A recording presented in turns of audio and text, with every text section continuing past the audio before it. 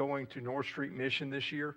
And so if you would come and bring those, remember it needs to be something that can live in a cupboard for a while. Don't know how long it's going to take them to get everything out. It will go to the people there around that mission in the Roosevelt community, and so we want to make sure that they have what they need, as we've been very committed to that group for some time now. And so we'll do that. And then also, of course, Sunday is going to be our Thanksgiving meal, and the church is I haven't done a good announcement. They've done a great job. I didn't announce well. I'm going to be sure and bear the brunt of the responsibility on myself and not try to put it off on any of our kitchen workers, because that's a good way to shorten a career. Make sure when you come on Sunday, bring something with you. Dessert, sides, something like that. The meat is going to be provided, I do believe.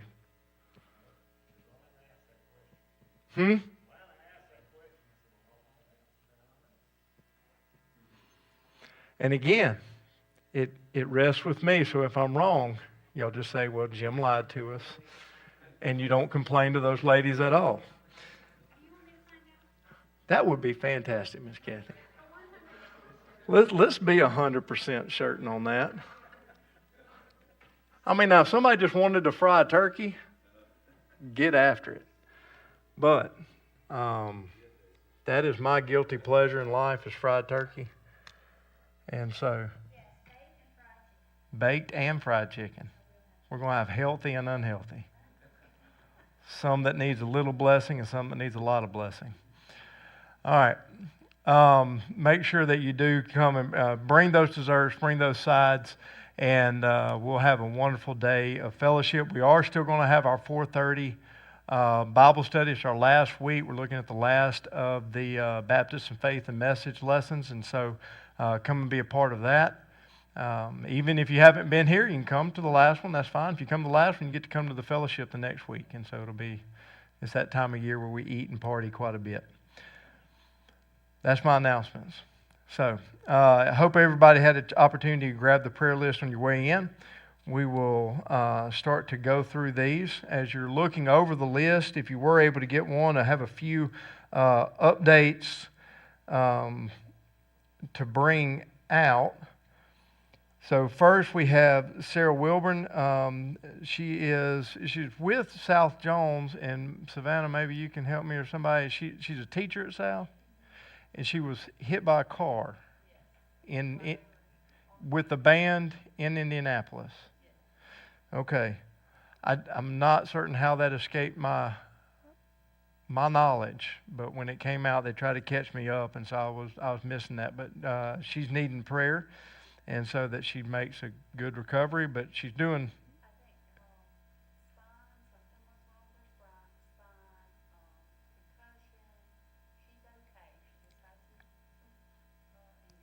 Okay, all right. So be praying for her. Patsy Pittman, that's Mr. James' sister, James Sharp, and so be praying for her. And then Miss Myrna Elsie, she is in Forest General. She's got a lot going on. Be praying for her. Blood pressure, sodium levels, several things. Be praying for Miss Myrna, and so that they can kind of get her squared away, straightened out, and back up and here with us. Artie, did I have all that correct? All right, thank you. Any other updates or additions to our prayer list tonight? Brother Jim, I'd like to add Brian Folks. Folks.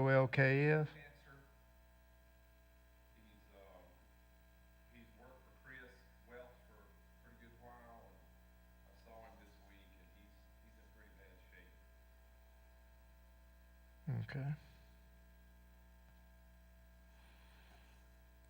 That's Brian Folks, has skin cancer. Okay.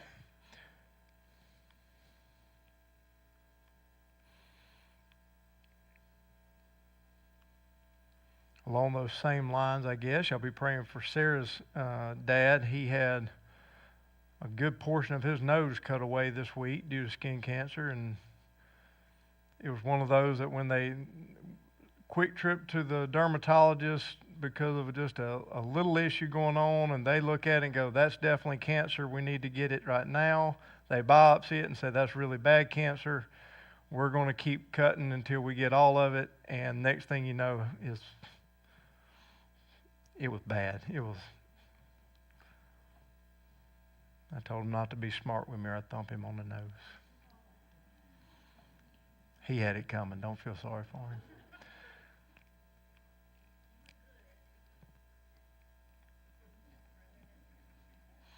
I love my father-in-law, but he aggravates me on purpose, so. I know. I 100% to his face. Don't care. Love him and respect him. He aggravates me. All right. Any others tonight?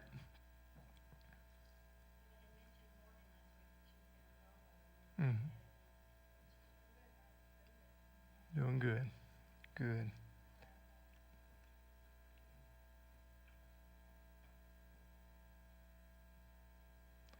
So Morgan Eddy, she's on our prayer list there. She had her gallbladder out this week, and it went well.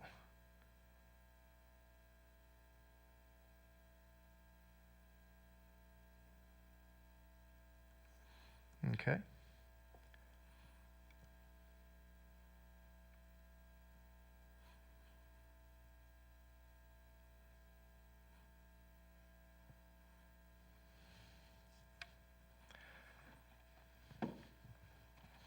I looked for a clock in the same place for 9 years. It can't move.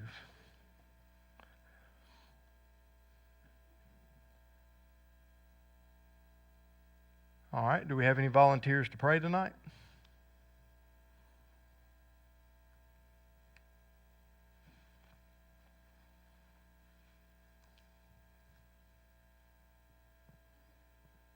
Miss Kathy? If you'll open us, I'll close us. Go ahead.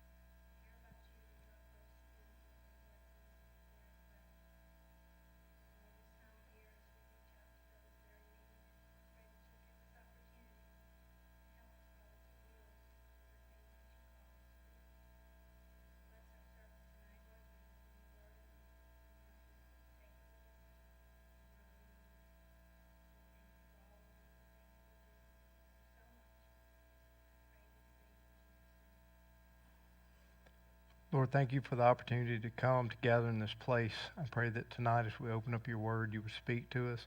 Lord, make it real. Draw us to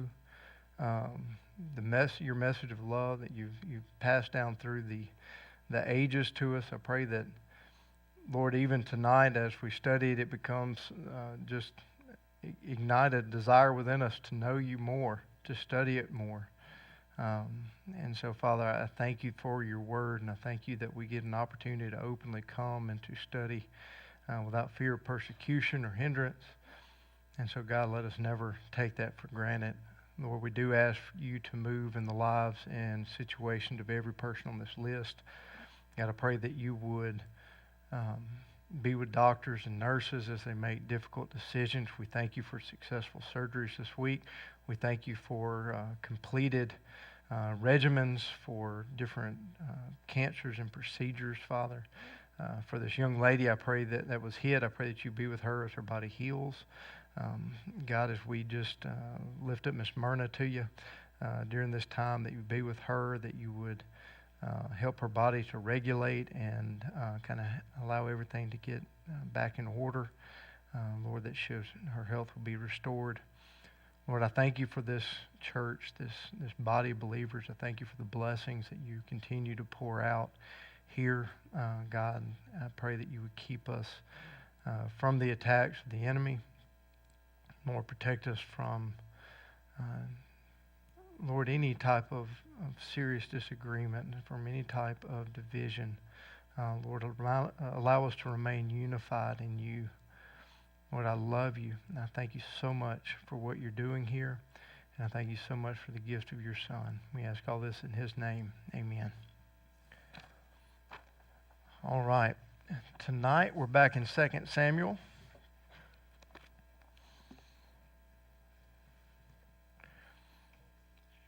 And tonight is a longer chapter. We've got 43 verses. And so we're in chapter 19. So as you're turning there, kind of to catch you up, I know most of you have been here, but just in case somebody may have been out for a little while, of course, 1 Samuel ends with Saul being defeated and dying, David becoming king. 2 Samuel is the reign of David. And 2 Samuel basically encompasses all of David's life. And so we just have a few more chapters as we go through this. It ends in chapter 24. And so after tonight, we'll only have 5 more chapters to finish up. And so, kind of get us to the end of the year. But as we've seen David come in, he's been the great general who comes, he conquers Philistines, he fights everybody, he leads. He's Israel's hero, militarily speaking, uniting the kingdom, bringing everybody together, just this great figure in their history. That's why he still has such a prominent role in their history and in their culture. The flag of Israel is still it's the Star of David on it. And so, this is something that perpetually, David has always been the symbol of Israel's national identity, and I think it's well deserved, well earned. But we know that David's life has lots of ups and downs, and so, of course, when we get around chapters 9, 10, 11, you start to see David making some bad decisions. And then you see his sin with Bathsheba, and then in chapter 12, you see the death of his son. And then you start seeing the aftermath as prophesied by the prophet Nathan of what his family's going to go through, that the sword will never leave. And so then you have the issue between Amnon and Tamar, and then Absalom kills Amnon, and he goes into hiding. He comes back, and then he takes over the throne, and David has to flee Jerusalem. And so the last couple of chapters have been David in the wilderness, while Absalom has been on the throne. And last week we saw where Absalom died. He got his hair caught in the tree. Joab finds him, stabs him, kills him. Okay?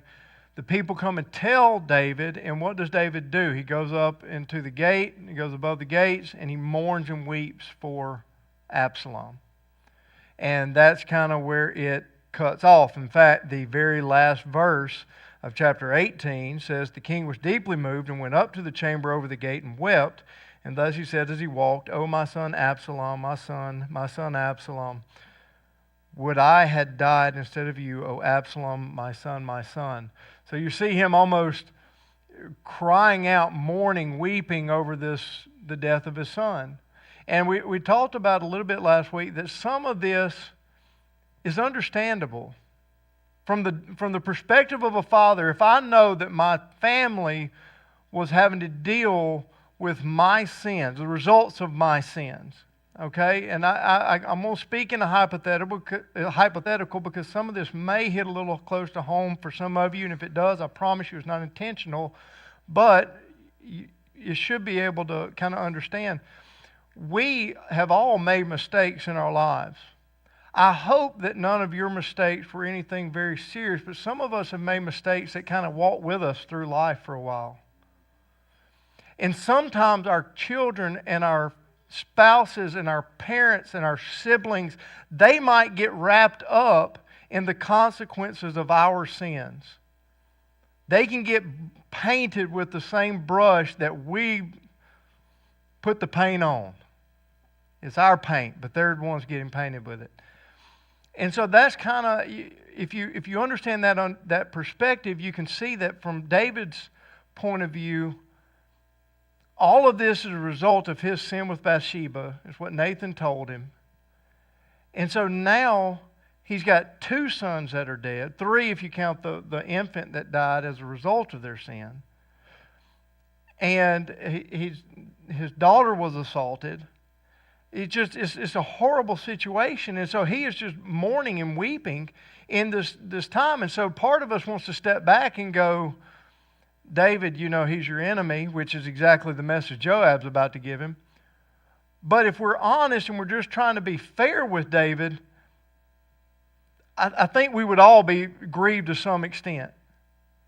Especially if the reason he left was because he was trying to preserve Absalom's life as long as he could. So if you have that understanding, it helps to understand what's going on here. So chapter 19, verse 1 says, Then it was told Joab, Behold, the king is weeping and mourns for Absalom. So this is a direct continuation of what we previously saw. David's above the gate. He's weeping for Absalom. Somebody comes and tells tells Joab, David is weeping for Absalom. Okay? Continued on directly with the story. Verse 2. The victory that day was turned to mourning for all the people. For the people heard it, For the people heard it said that day, the king is grieved for his son. So this day that should have been rejoicing, this day that should have been celebration, the enemy has been defeated. We don't have to be at war anymore. We get to go home. Instead, the people, instead of rejoicing, are now having to go home because David is weeping.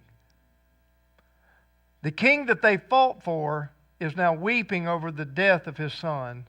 But from their perspective, he's weeping over the death of who?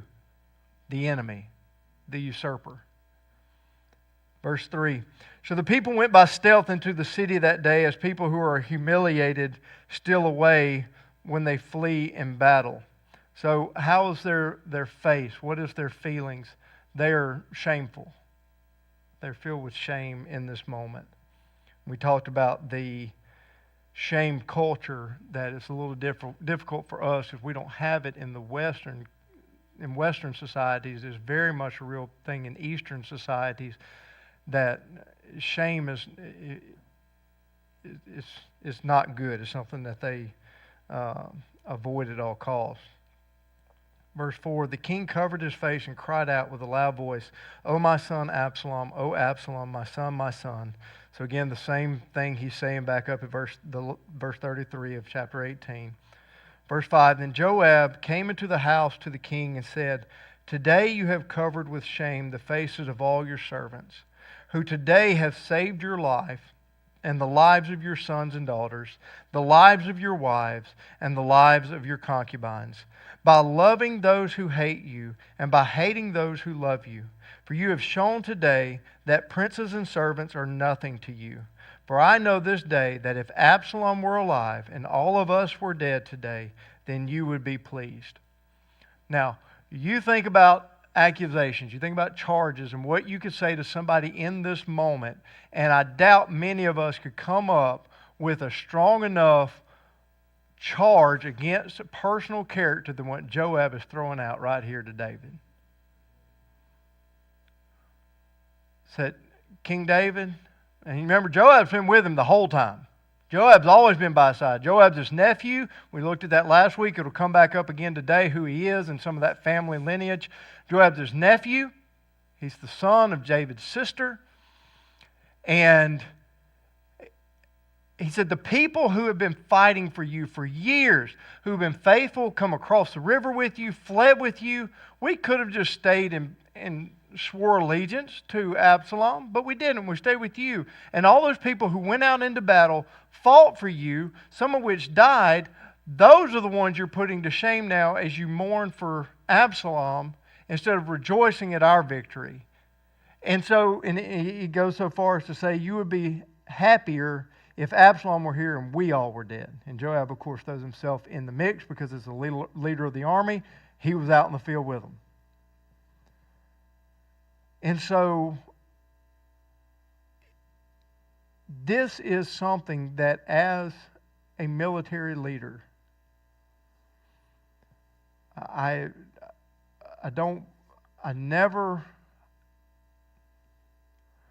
military service was classroom only. I think that's the best way I can say that.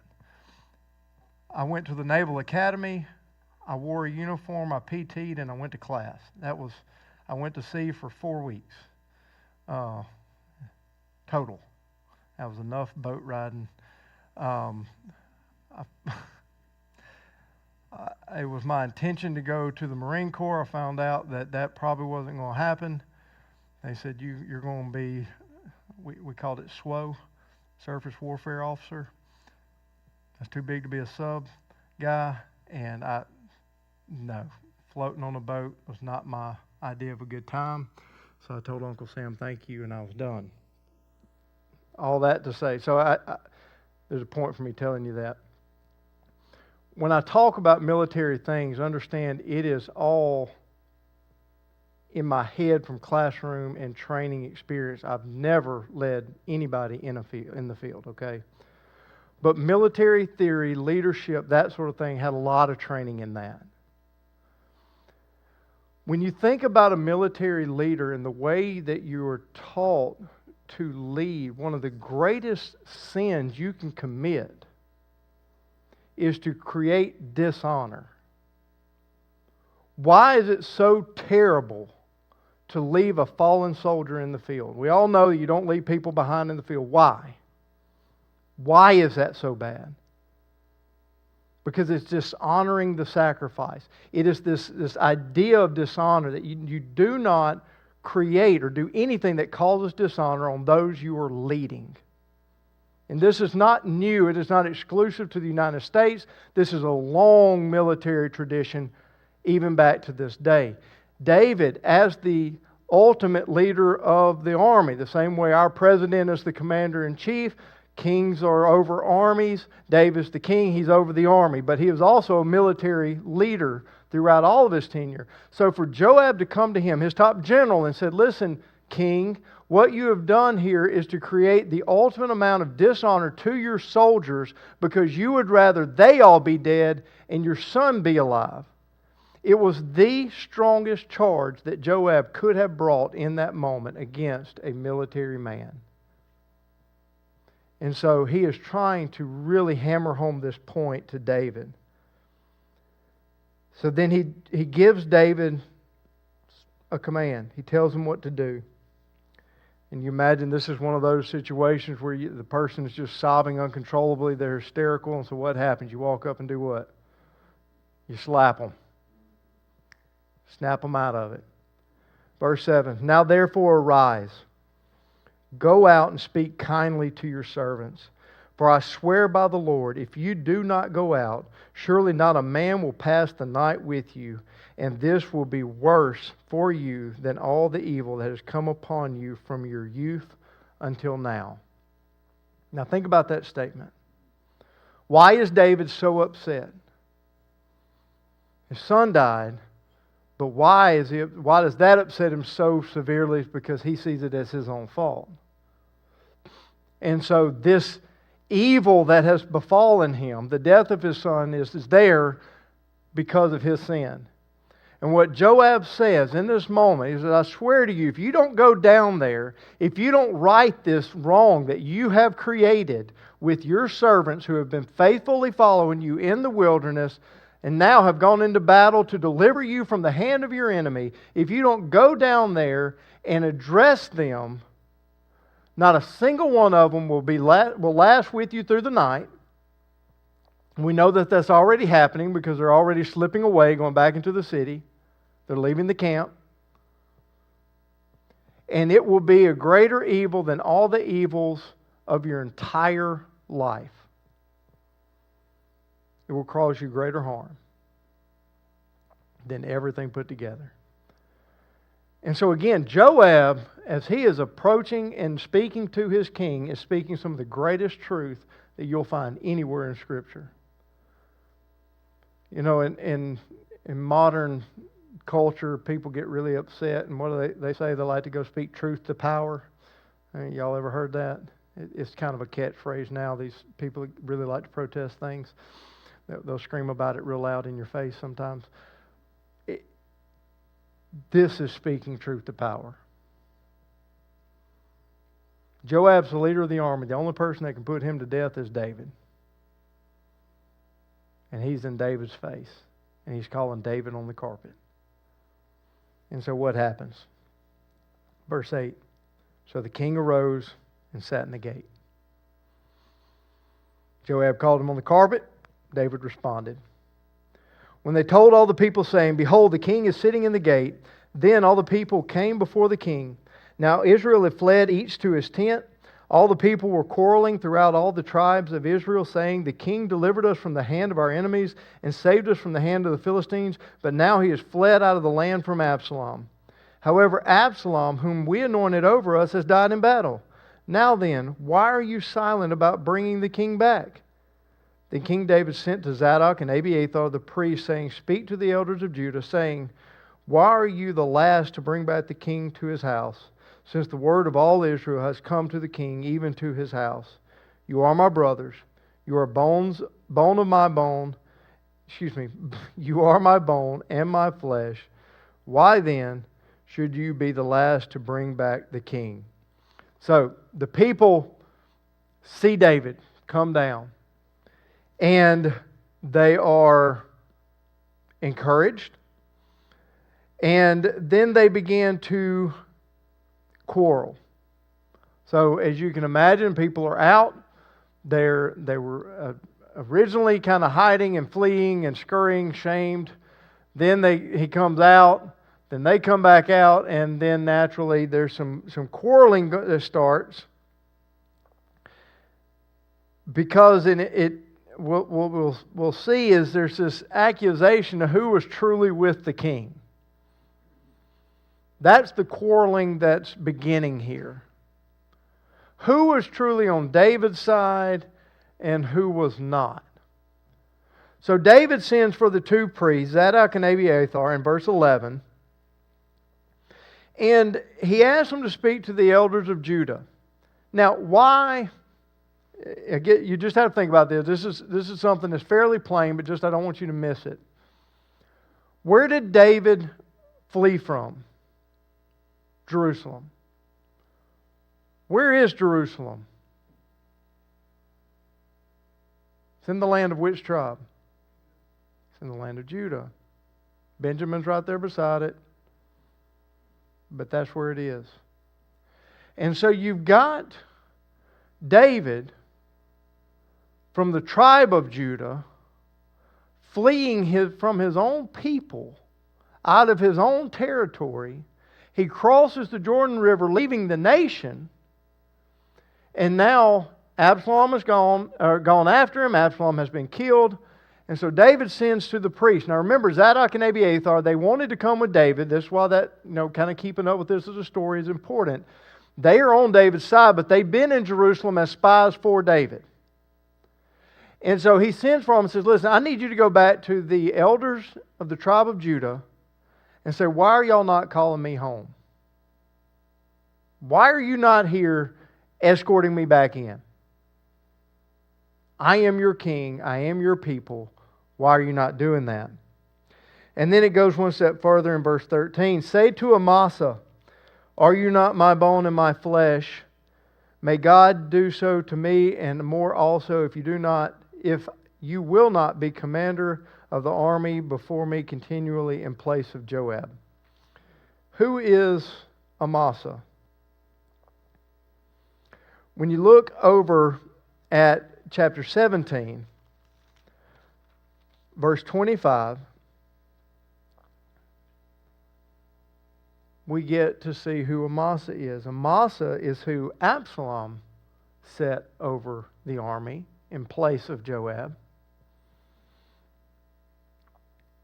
And he is also the first cousin of Joab, another one of David's nephews.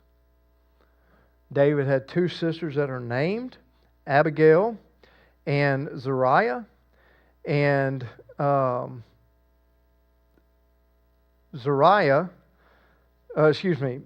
Nahash. No, it's Abigail. Abigail is his mother, and so they're first cousins.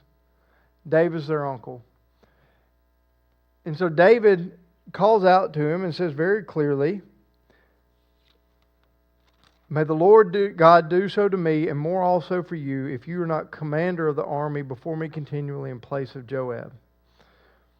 Why would David replace Joab, who just got him the victory, with the commander of what was the enemy's force? Why would David do that?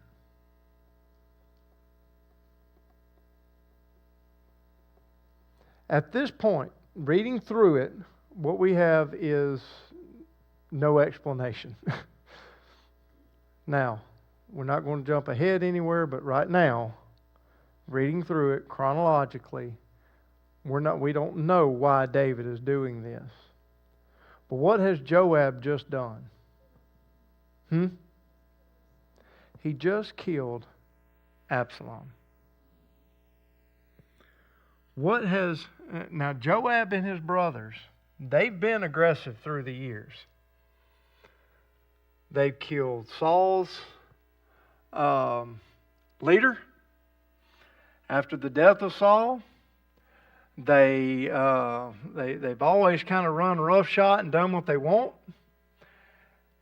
Joab has now killed Absalom. And how has David responded to people who killed people that he loved? He doesn't respond well to them. We know that the one who lied about having killed Saul and Jonathan, trying to get the king's favor, David killed him on the spot. David's always responded that way. And now Joab, even though he just killed Absalom, he just went in and gave David a tongue lashing. And so it seems that the reason that all this has happened, David said, fine, I got a new commander of the army. And so it's punishment to Joab. The flip side of that, you've got a nation divided. You've got a tribe divided. This was not David, as the representative of the tribe of Judah, fighting Saul, the king from the tribe of Benjamin. So you have these different tribes at war. No, it was David and his son, both from the tribe of Judah. And so you've got this tribe divided, you got the whole nation divided, you got a family divided. So how do you start to put that together? Well, one of the ways you do it is by pardoning people and giving people a chance to serve. Basically, kind of building bridges back. Okay? And so he appoints Amasa to be the king, or to be the general over the army in place of Joab. Verse 14, thus he turned the hearts of all the men of Judah as one man, so that they sent word to the king saying, return you and all your servants. We don't have to speculate for long if that was one of the reasons he did it.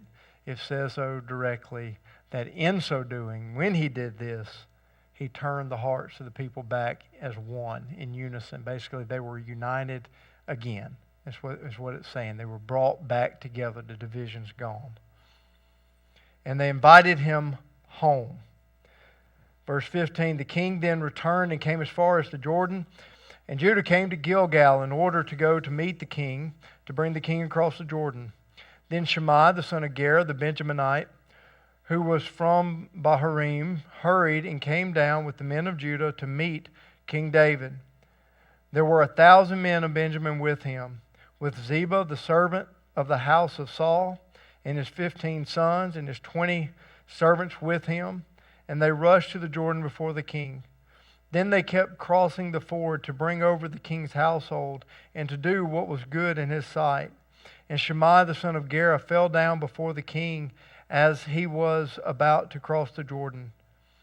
So he said to the king, let not my lord consider me guilty, nor remember what your servant did wrong on the day when my lord the king came out from Jerusalem, so that the king would take it to heart. For your servant knows that I have sinned.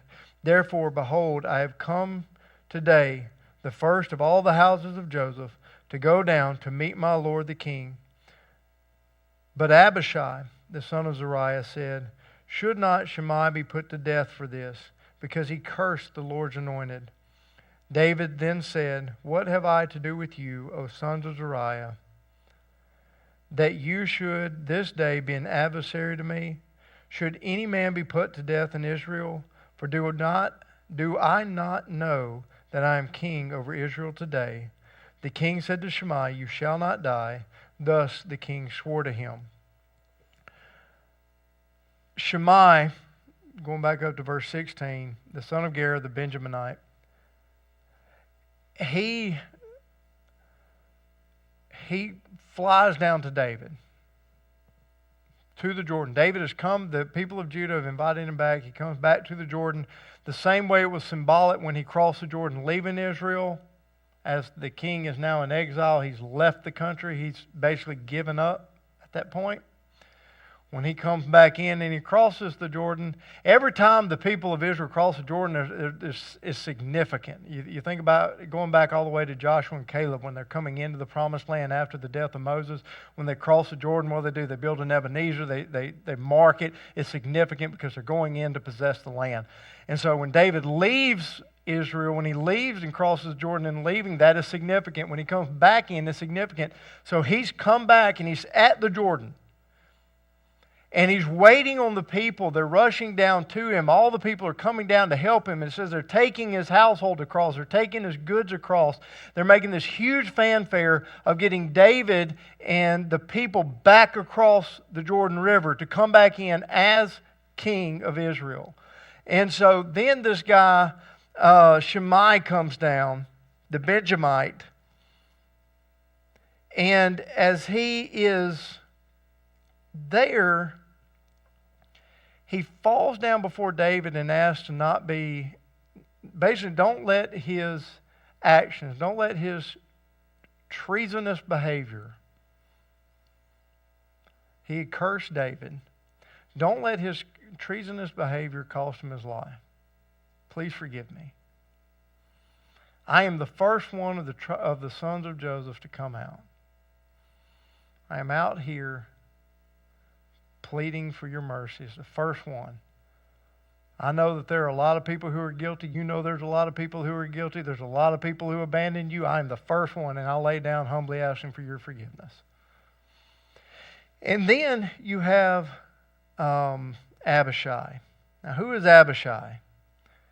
This is Joab's brother. You see there in verse 21, he's marked as the son of Zeruiah. That is Joab's mama. David's sister.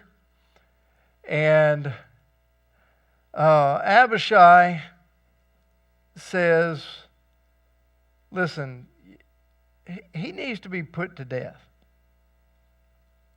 He cursed you. You were God's anointed. He cursed you. Don't listen to him. Don't put up with him. And then David's response kind of lets you know that he's fed up with this whole family. Verse 22, David then says, what have I to do with you, O sons, plural, of Zeruiah? Zeruiah had 3 sons. One of them is dead. Joab and Abishai are the only 2 remaining. So when he says, O sons of Zeruiah, what have I to do with you? He is fed up with these 2 brothers in this moment. And then he makes a promise to Shammai, you shall not die. Okay, so that right there is clear. Now, in that passage we looked at, it was introduced about Ziba. We're reminded that Ziba is the servant of the household of Saul that was supposed to be looking after Mephibosheth. And if you remember back just a few chapters ago, he came back to David and basically said Mephibosheth had taken Absalom's side. He was excited about what was happened to David because David was finally getting what was coming to him. He had destroyed the household of Saul. Okay, Mephibosheth is the only member of Saul's household that's still alive. So verse 24, then Mephibosheth, the son of Saul, came down to meet the king. And he had neither cared for his feet, nor trimmed his mustache, nor washed his clothes, from the day the king departed until the day he came home in peace. Why would it give commentary on his appearance? Remember, Mephibosheth is a cripple. He can't walk. Remember when they were fleeing after the death of Saul and Jonathan, his maid, the lady that was taking care of him, dropped him, and he was crippled in that accident, and so he doesn't walk. So you got this crippled boy. David's already shown him, a young man, David's already shown him great kindness and said, listen, I'm going to fulfill my promise to your grandfather or to your dad and to your uncle that I'm going to take care of you. You're going to come in, you're going to sit at my table. And so he's shown great kindness and great grace to Mephibosheth. So then Mephibosheth just shows up here and he says that he hasn't cared for his feet.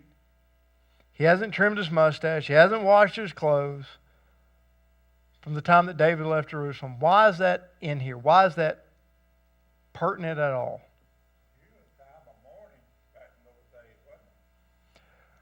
To not care for yourself was a way to demonstrate something was going on. Okay? We know that your appearance in a lot of things that they did then, your appearance mattered. So if you were in mourning, sometimes you would don, just like you were seeing up until even recent times, you wear dark clothing. Sometimes you would sit, if you were really upset, you may put on sackcloth, you may cover yourself in ashes. If you were fasting, sometimes you would sequester yourself, you put yourself away. We know that in the sacrificial system, there were certain times where they had to wear certain things depending on what they were doing. The way they presented themselves very much was a reflection of what was going on the inside.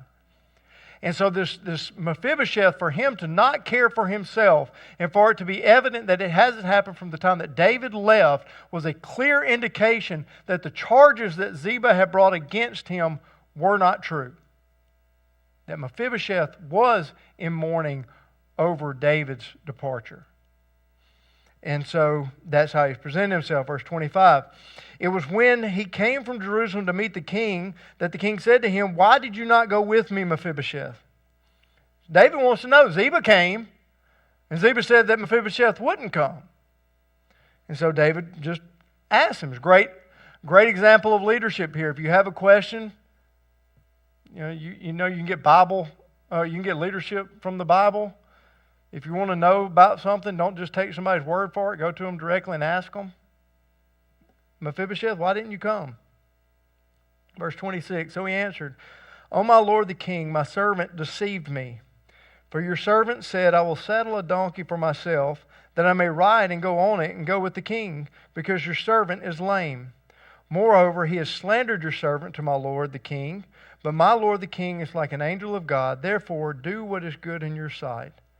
For all of my father's household was nothing but dead men before my lord the king. Yet you set your servant among those who ate at your own table. What right do I have yet that I should complain any more to the king?" So the king said to him, "Why do you still speak of your affairs? I have decided, you and Ziba shall divide the land." Mephibosheth said to the king, let him even take it all, since my lord the king has come safely to his own house. When we read this passage, he's being very humble before David. And he's got this conflicting information between Mephibosheth and between Ziba. Ziba says Mephibosheth he's excited you're leaving. Mephibosheth says, "No, you've shown me great kindness. I was at the household of Saul were as dead men before you invited me to your table. I was already dead. I have no right to complain about anything before you." And so Ziba had been kind of serving as a steward of what was Mephibosheth's, what was Saul's property. And so David said, "Okay, y'all just have it be done with one another." What does Mephibosheth say? "I don't want any of it. He can have all of it. Just to be restored to you is all I ask." And so that is the message of Mephibosheth. And it flips over immediately in verse 31. It says, "Now Barzillai the Gileadite had come down from Rogelim, and he went on to the Jordan with the king to escort him over the Jordan. Now Barzillai was very old, being 80 years old, and he had sustained the king while he stayed at Mahanaim, for he was a very great man. The king said to Barzillai, 'You cross over with me, and I will sustain you in Jerusalem with me.' But Barzillai said to the king, 'How long have I yet to live, that I should go with my king to Jerusalem? I am now 80 years old. Can I distinguish between good and bad? Or can your servant taste what I eat or what I drink? Or can I hear any more the voice of singing men and women? Why then should your servant be an added burden to my lord the king? Your servant would merely cross over the Jordan with the king. Why should the king compensate me with this reward? Please, let your servant return, that I may die in my own city, near the grave of my father and my mother. However, here is your servant, Chimham. Let him cross over with my lord the king, and do for him what is good in your sight.' The king answered, 'Chimham shall cross over with me, and I will do for him what is good in your sight, and whatever you require of me, I will do for you.'" David has this interaction with this man, Barzillai, who had cared for him when he was in Mahanaim. And this is when David was in exile. This is why he's having to have his needs met by people who could have just as easily killed him. And so he wants to show this great kindness to this man that showed him a great kindness. And said, "You provided for me, let me provide for you for the rest of your life." And he says, "I'm old. What am I going to do? You're going to reward me for crossing the river with you? I don't need that. Let me go home. Let me die near the grave of my parents. I can't taste anything. I can't hear anything. I can't see anything." One of the luxuries of being up here, I get to see y'all's faces when I talk about certain stuff, and I knew it was coming. So it's contentment in old age.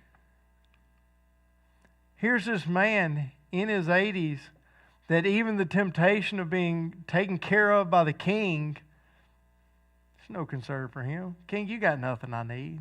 You got nothing I want. I want to go back and die in my city. I want to be buried with my family. That's what I want." Some great contentment there. And so David honors him. And then he has this servant, Chimham, that, and if y'all haven't figured it out yet, if I don't know how to pronounce the word, I just say it real fast and kind of slur everything together, and y'all don't know any different. You just, Chimham. Gives him Chimham, and he goes and he said, listen, let him be your servant. Go and take care of him. Whatever is good in your sight, king, you do it. And what does he tell Barzillai? He says, no, whatever's right in your sight, I will do. Basically, I'm going to treat him with the kindness you deserve. And so it's a great honor that he's bestowing on this man, and thus, through him towards Chimham. Verse 39. All the people crossed over the Jordan, and the king crossed too. The king then kissed Barzillai and blessed him, and he returned to his place. Now the king went on to Gilgal, and Chimham went on with him, and all the people of Judah and also half the people of Israel accompanied the king. This is a big entourage. Okay? Lots of folks. Verse 41, and behold, all the men of Israel came to the king and said to the king, why had our brothers, the men of Judah, stolen you away and brought the king and his household and all David's men with him over the Jordan? Then all the men of Judah answered, the men of Israel, because the king is a close relative to us, why then are you angry about this matter? Have we eaten at all at the king's expense, or has anything been taken from us? But the men of Israel answered the men of Judah and said, we have 10 parts in the king, therefore we also have more claim on David than you. Why then did you treat us with contempt? Was it not our advice first to bring back our king? Yet the words of the men of Judah were harsher than the words of the men of Israel. So how does this wonderful story end? Division. Between who? Judah and the other 10 tribes. How do we know it was 10? Aren't there 12 tribes? Benjamin, because of its size, is often forgotten. And they are by default part of Judah. They always have been, they always will be. When they talk about the 10 lost tribes of Israel, it's 10 because Benjamin was still with Judah. But those 10 tribes, when we look here, it says in verse 43, we have 10 parts in the king. So we know they're counting 10 of the tribes. We are coming up, we're finishing 2 Samuel. We're starting to get the scene set going into the time of the kings. And it doesn't take long in the time of the kings. In fact, it takes 2 generations after David for the nation to be split. You have David, you have Solomon, and then as Solomon's sons is gone. So you're starting to see it already, this division amongst the tribes of Israel. As even David is coming back, it should be this great unifying feature. Again, that's why he put Amasa over the nation. He's trying to unify them and put them back together. And then he comes back in, and as they're coming back into Jerusalem, as they've crossed the Jordan, they're back in the on Israel's dirt, and the people are fighting. Judah, why did y'all get to come bring him back? We should have got to bring him back. It sounds like children. But that's exactly what's happening. And it's setting the stage for what's coming up. We got about 4 minutes. 4.5. Any questions? Comments? That was a lot tonight, I know.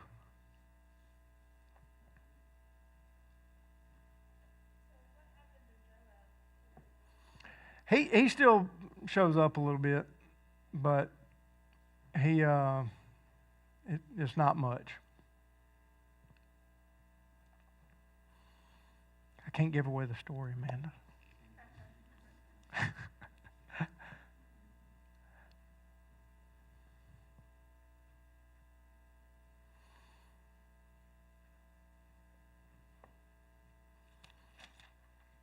Anyone else?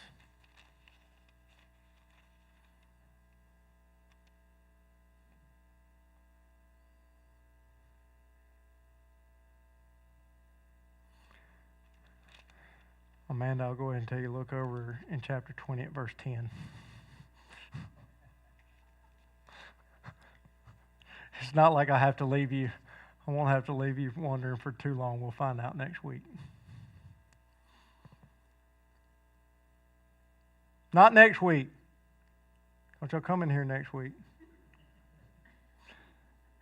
Thanksgiving.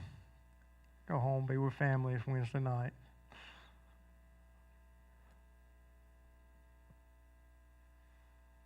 Anyone else?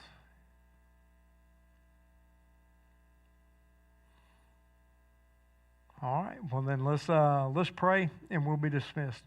God, thank you so much for tonight. Thank you for this church. I thank you for the opportunity to come to study your word. To Lord, just let it take root and hold in us. Lord, I pray that you would place a love for your word in our heart, that we can never, Lord, we just never want to stop studying. We never want to stop learning. We never want to stop growing in our knowledge and love of you. We love you. We praise you. And I pray that you be with our church, be with our folks that are not here, be with those in the hospital. We love you, and we ask all this in your name. Amen.